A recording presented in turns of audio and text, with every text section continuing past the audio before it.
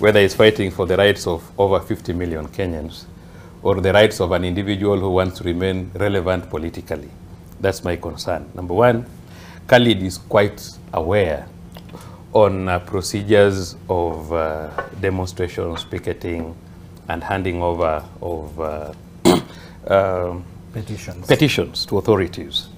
Number one, you know, it's laughable because I've seen in the media every time the Azimio team saying that they have notified the Inspector General.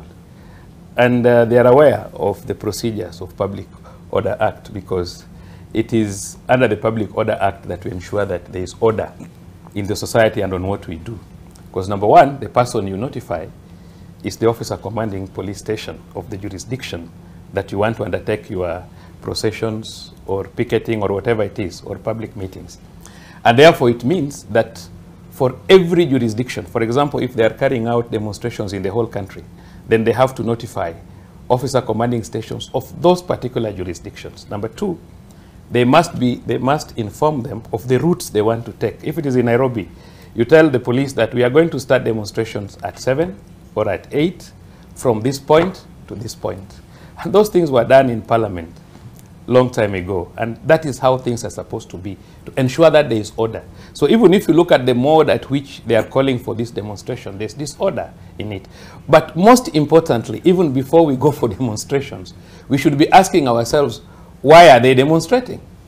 What is the purpose? Because they are talking about high cost of living, they are talking about opening the server, and a number of issues that they have brought up.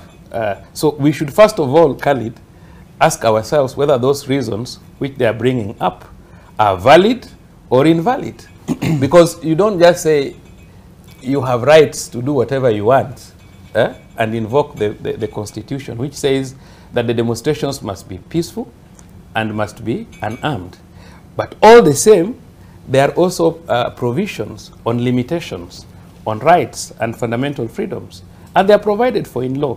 But what I can tell you for sure is just that an individual wants to make himself relevant for the 2027 elections.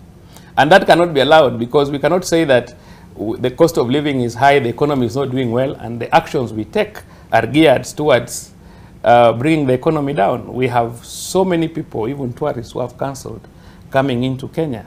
We have so many shops which I'm sure are not going to be opened, and a number of issues. And we saw what happened on the other Monday. So I think as we go forward, Khalid, before we talk about demonstrations, let's discuss with Kenyans and find out, are these reasons for demonstrations valid?